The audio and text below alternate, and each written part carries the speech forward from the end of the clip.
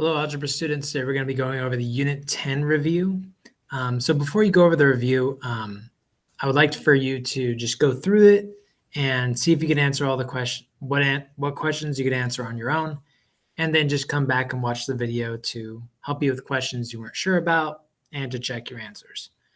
I also want to emphasize that you should have completed the rest of the packet up to this point, and everything I write down as far as what to do on the review, you should be writing down as well.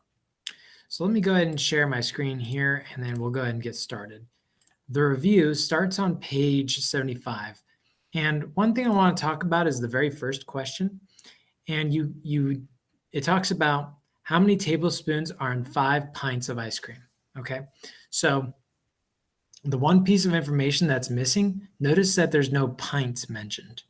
Okay, well, you need to know this right here. 1 pint is 2 cups. So we're going to start with 5 pints. That's what it says, 5 pints. And what you want to do is change that to cups. And so the way we're going to do that is multiply by the fraction, 1 pint and 2 cups. Now, the pints here is on top. This is kind of like over 1, essentially. And so since these 5 pints are essentially on top of a fraction, the next fraction I want to cancel those pints, so I need to have pints in the denominator. So I'm going to use this equivalence here, that 1 pint is 2 cups. Okay, so this is equivalent here, but I want the pints to cancel, and I'm left with cups here. Now we're going to change those cups to ounces. And we're going to be using this information right here. That 1 cup is 8 ounces. Now I want to cancel the cups, right? So I'm going to put the 1 cup down here and then 8 ounces here. Okay, that way you have 1 cup on top and 1 cup on bottom, and the cups cancel. Now from ounces, we want to change that to tablespoons. That's what we originally want, tablespoons. So we know that 1 fluid ounce is 2 tablespoons. So we're using this information right here. So should I put the 2 tablespoons on top or on bottom? Well, notice the ounces are on top here, and I want those to cancel. So I'm going to put the ounces down here. In this case, 1 ounce is 2 tablespoons.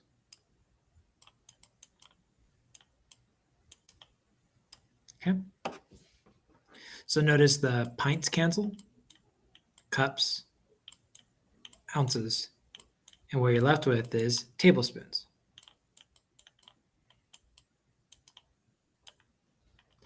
And now to figure that out, we're going to multiply all these tops. 5 times 2 times 8 times 2. So 5 times 2 is 10. 10 times 8 is 80. 80 times 2 is 160. So there's 160 tablespoons in 5 pints. All right, let's try the next one. John can ride a skateboard 100 feet in 4.6 seconds. So let's go ahead and write his rate of speed. So 100 feet in 4.6 seconds.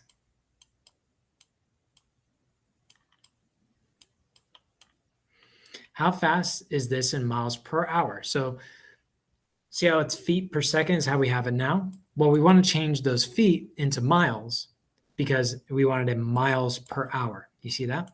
So we're going to change the feet to miles, and we're going to change the seconds to hours. So first, how do we change feet to miles? Well, how many feet are in a mile? Well, there's 5,280 feet in a mile. That's this information right here. So the 5,280 feet, that's going to go down here.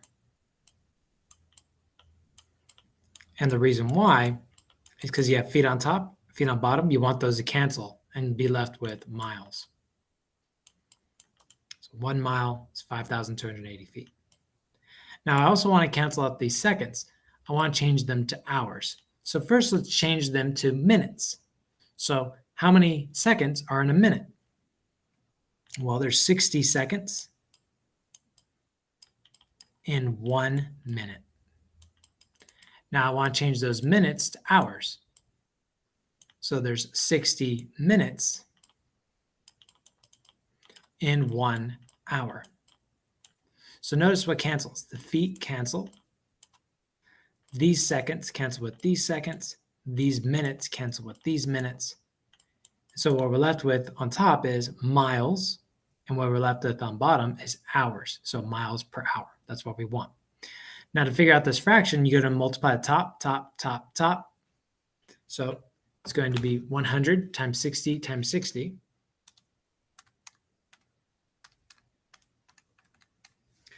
Which is 360,000.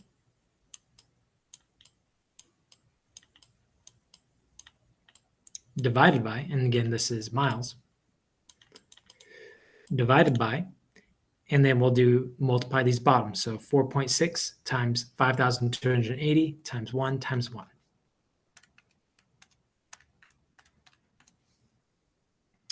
Which is 24288 hours.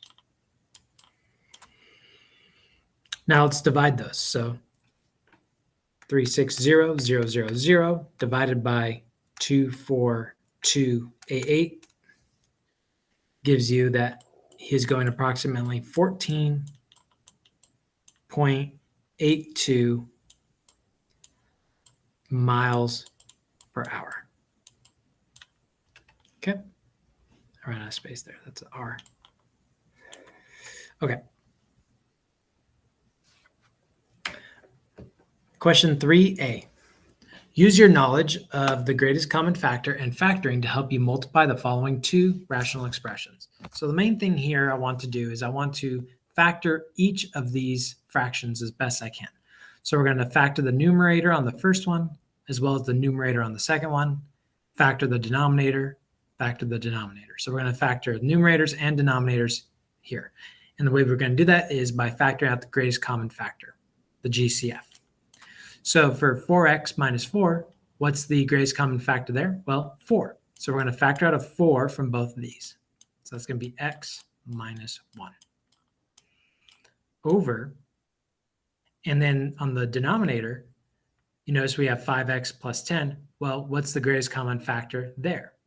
Well, hopefully you can see that that's 5. So 5x plus 2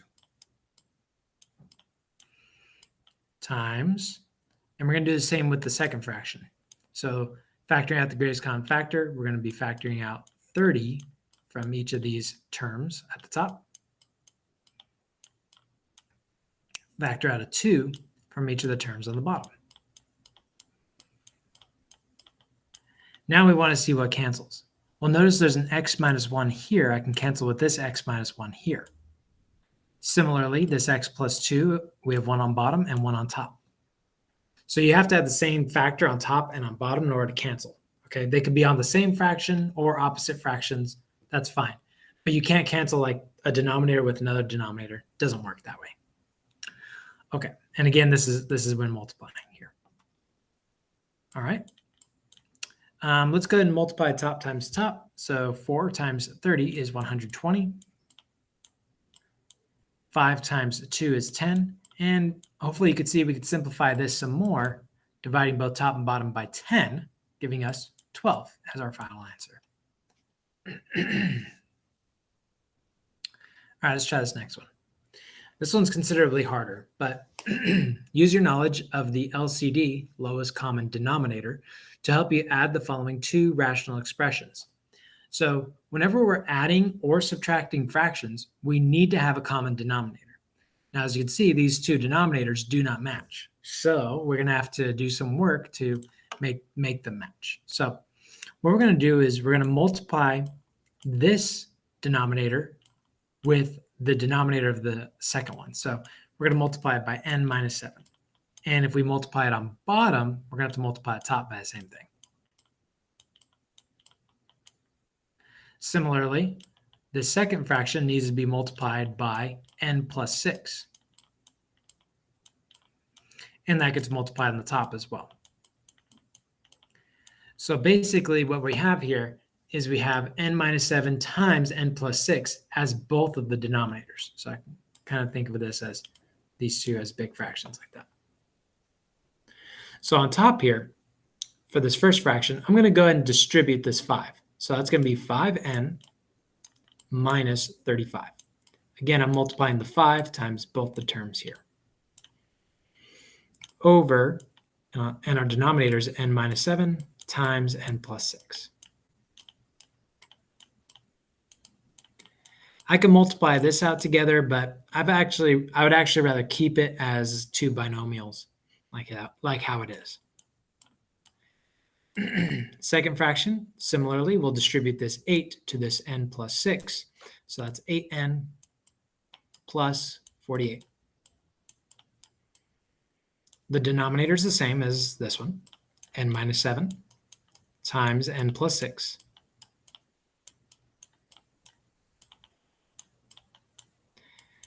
And since they have the same denominator, I can combine them into one fraction.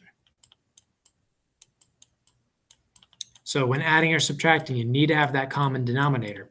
Once you do, you can combine them into one fraction. On top, we have 5n minus 35 plus 8n plus 48.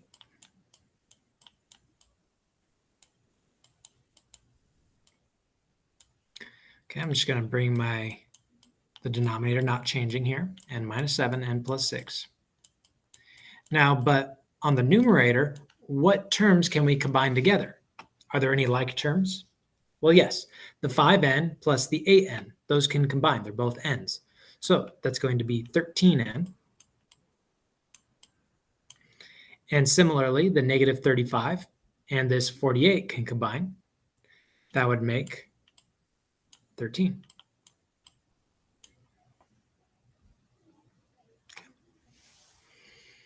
You could just leave it like that. That's fine.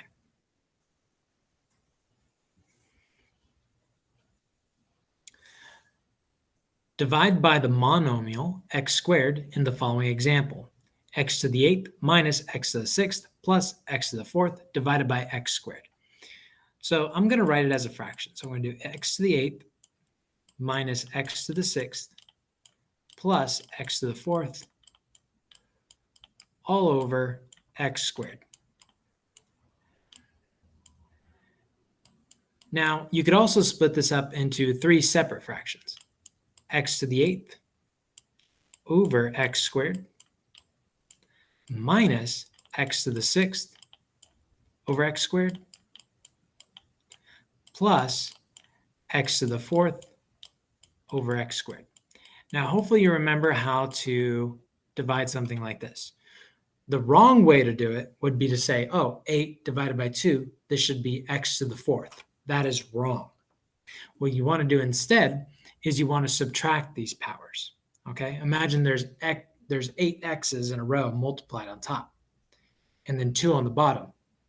Those 2 on the bottom would cancel 2 on the top, leaving you with x to the 6th.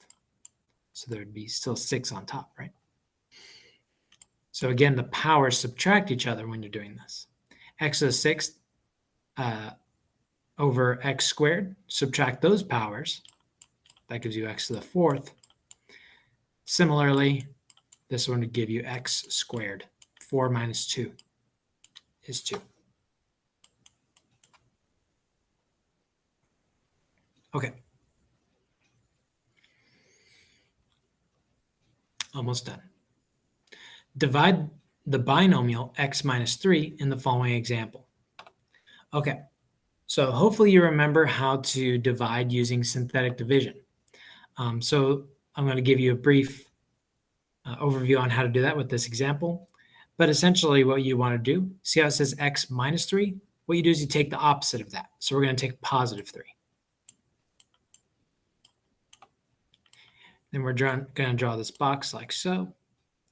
Inside the box goes the coefficients of this trinomial. So a 3, negative 10, and then a 3. The first term comes straight down. Then the mantra we want to have is multiply, add, multiply, add, multiply, add. So the next thing we're going to do is multiply 3 times 3, that's 9. Then add, multiply, then add. So that makes -1 here. Multiply, and then add. This last number tells you the remainder. So in this case, it's a remainder of 0. These two tell you the coefficients of your answer. So our answer will be 3x minus 1. And you could always double check this 3x minus 1 times this x minus 3. Those should multiply together to get you back to 3x squared minus 10x plus 3. Okay. Next one. Solve the rational equation below using your knowledge of the lowest common denominator to simplify the denominators in this problem. So for this one, I would notice, well, what would be the lowest common denominator? Well, in this case, it's 6y. 6y. Notice 6y is divisible by 3y, 6y is divisible by 3, and 6y is divisible by 2y. So the 6y is divisible by all of these denominators.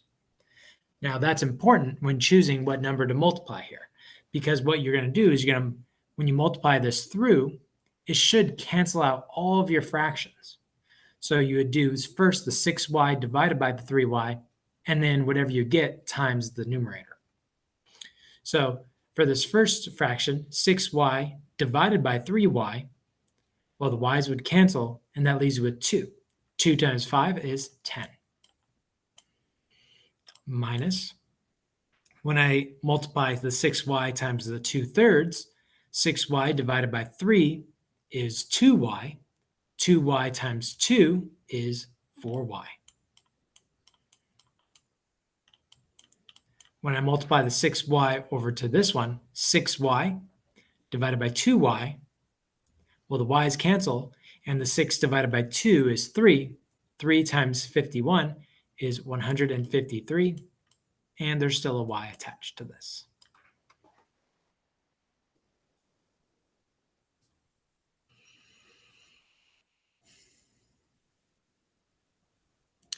Now, the next step is notice there's y's on both sides of the equation. We don't like that, so we're going to add 4y to both sides. That way we only have y's on the right side.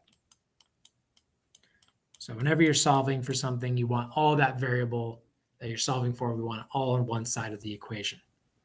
So that leaves us with 10 on the left equaling 153 plus 4, that's 157 y.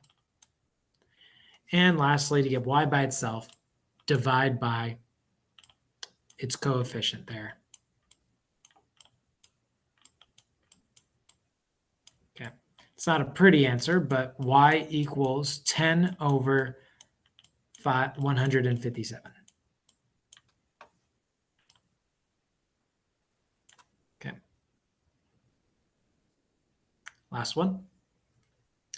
Solve the rational equation below using your knowledge of the lowest common denominator to simplify the denominators in this problem. So again, like we did here, we want to multiply every fraction by its lowest common denominator. In 5a, the lowest common denominator was 6y. In this fraction, for these two fractions, the lowest common denominator is going to be n minus 3. So we're going to multiply as n minus 3 times both of these fractions. And what that does for us is we do n minus 3 times this first one. The n minus 3's cancel, leaving us with just n.